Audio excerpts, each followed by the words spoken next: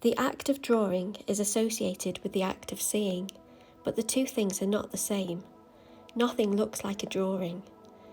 Drawings are their own visual reality, and we have the capacity to look at them because of the analogizing faculty of our minds.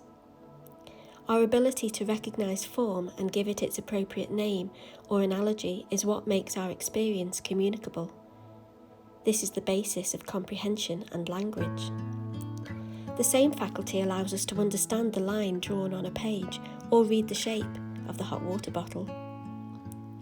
A drawing can also occupy a gap between these acts of certain translation where things aren't so clear.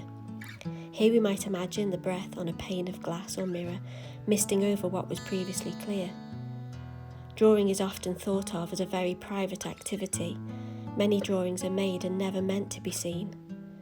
Because of the directness of drawing, experiences or thoughts most difficult to express can be rescued from a place where they would otherwise be left inert. The mental state when making drawings is most commonly one of total absorption, a withdrawing and removal of attention from anything other than the drawing. The sense of draw meaning to extract. The world is reduced to the piece of paper and becomes a depository for thought, speculation, observation and projection.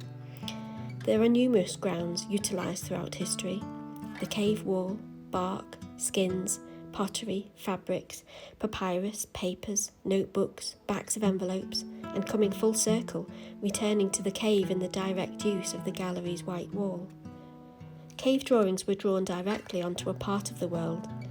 There are no coordinates or edges here, only a mark that adapts itself to the surface. The chosen ground for a drawing conditions the work. Each piece of paper has a size, as does the scale of any marks you put on it.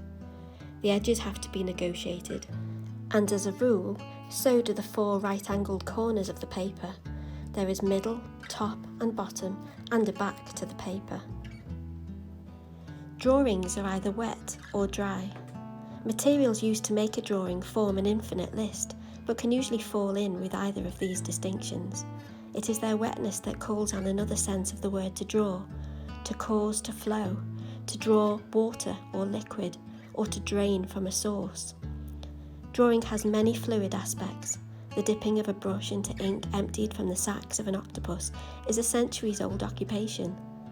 Here the shadow becomes mobile. Tone and areas of darkness built up in washes can black out the white of the paper, saturate the light, leak or bleed, concentrate and condense. Colour is most easily introduced here, allowed at last to swim in liquid seas of watercolours or gouaches, and of course there is the spill, the drip or the blob.